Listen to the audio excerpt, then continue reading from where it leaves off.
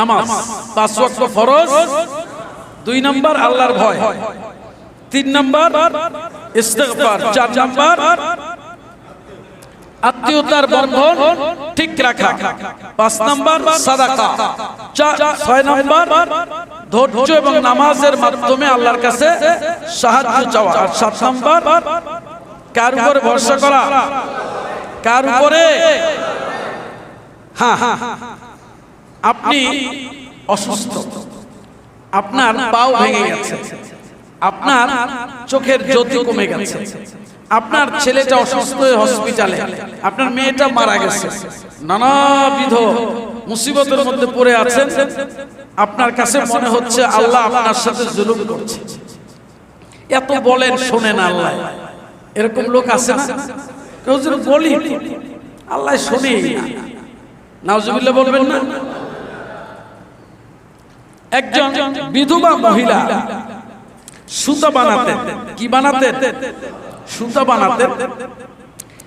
একজন বিধবা মহিলা হঠাৎ এক জায়গায় একজন আলেমের কাছে এসে দাঁড়িয়েছে, এসে অত্যন্ত কষ্ট নিয়ে বলছে, আরাব্বুকা যালিমুন আম আদিল? হুজুর, আপনার রব কি জালিম না ইনসাফকারী? শুনতেছেন? একজন বিধবা মহিলা একজন আলেমের কাছে এসে বলছে কষ্ট ভরা কণ্ঠে, আরাব্বুকা যালিমুন আম আদিল? আপনার প্রভু কি জালিম নাকি ইনসাফকারী? তো মাওলানা সাহেব আশ্চর্য হয়ে গেছে, বলছে ব্যাপারটা কি খুলে বলো। তো বলছে দেখুন, আমি একজন বিধবা, আমার কয়েকটা শিশু সন্তান আছে, আমি অনেক কষ্ট করে কিছু সুতা তৈরি করে একটা কাপড়ে বেঁধে বাজারে রওনা করেছি, এগুলো বিক্রি করে আমার সন্তানদের জন্য খাবার নিয়ে আসবো। কিন্তু মাঝ পথে একটা পাখি আমার এই পোটলাটা ছো মেরে নিয়ে গেল। তো আমার রব কি দেখে না আমি অসহায়? এখন আমি যাব কই? তাহলে রব কি আমার প্রতি ইনসাফ করলো? বুঝে আসে নাই? সে কষ্টে আছে না, মুসিবতে আছে না, যাচ্ছে কোথায়? কোথায় যাচ্ছে? বাজারে সুতা বিক্রি করবে, সন্তানদের জন্য স্বামী নাই। এই অবস্থা একটা পাখি এটা নিয়ে গেল, কতখানি কষ্টে, কলিজার মধ্যে দহন তৈরি হয়েছে। রব আমার অবস্থা কি দেখে না? আপনারা কি মনে করেন দেখে না? কোন সময় দেখে না আল্লাহ?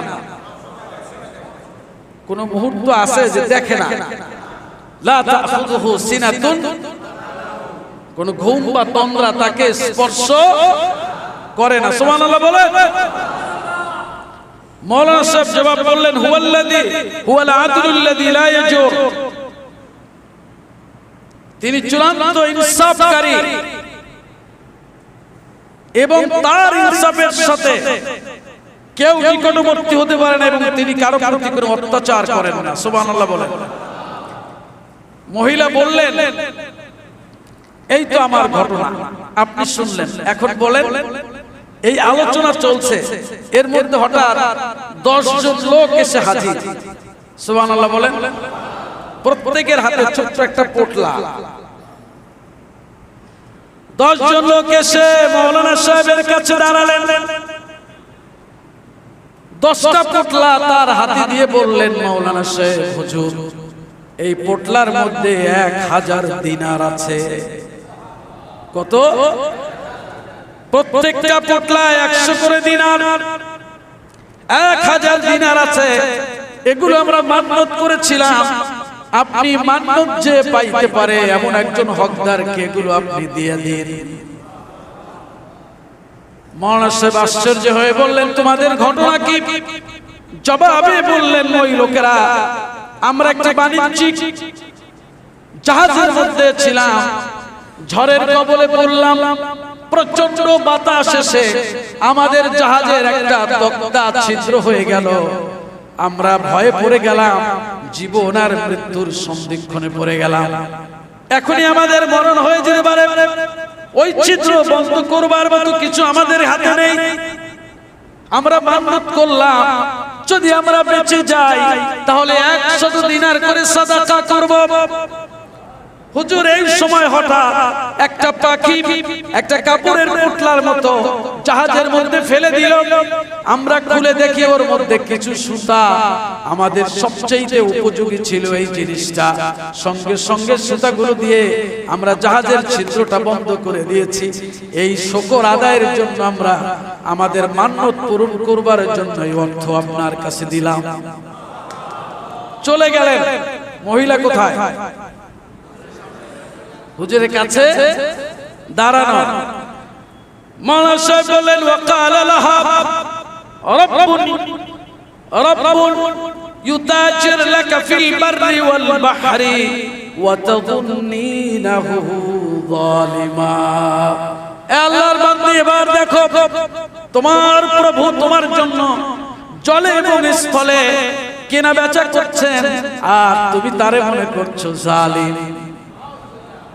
এই নাও 1000 দিনার, তোমার ছেলে মেয়েদের জন্য কেনাকাটা করো। সুবহানাল্লাহ বলেন। আমা রাব্বুকা বিযাল্লামিল লিল, তোমার রব তার বান্দাদের প্রতি জালিম নন। এখান থেকে শিক্ষা কি আমাদের জন্য? ইন্নাল্লাহা লা ইয়াবলি বিশাইইন ইল্লা ওয়া বিহি খায়রুল লাক।